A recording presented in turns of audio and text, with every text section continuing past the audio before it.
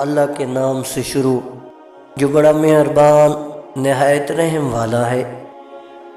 کسی کو اداس پاؤ تو نصیحت کی بجائے اس کو سن لیا کرو، احساس سے، محبت سے، بنا کسی غرض کے۔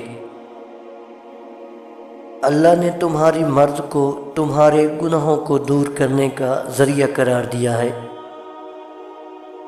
سکون چاہیے ذرا رات کی تنہائی میں دل بنانے والے سے دل کی باتیں کر کے دیکھنا۔ جو جابر بننے کی کوشش کرے گا خداوند عالم اسے حقیر اور پست بنا دے گا۔ خدا کے قریب آ جاؤ، وہ اس زندگی کا چشمہ ہے، اپنی ہر سانس میں اس کی برکتوں کو تلاش کرو۔ تمہاری نیت کی آزمائش اس وقت ہوتی ہے جب تم کسی ایسے انسان کی مدد کرتے ہو جس سے تمہیں کسی چیز کی لالچ نہ ہو۔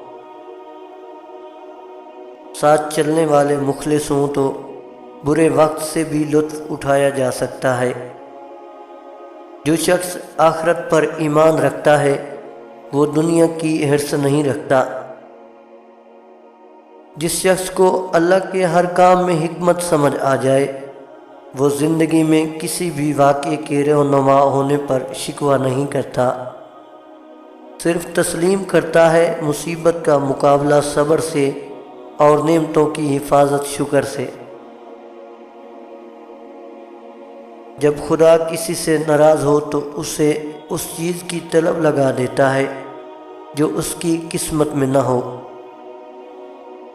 اللہ نام ہے مایوسی میں امید کا، تاریکی میں نور کا، کچھ نہیں میں سب کچھ کا۔ کچھ لوگ انسانوں کے سمجھانے سے نہیں، اللہ کی لاٹھی کھانے سے سیدھے ہوتے ہیں۔ بس ایک رب کو راضی کر لو تو دیکھنا کیسے تمہارے خلاف لوگوں کی سازشیں ناکام ہوتی ہیں۔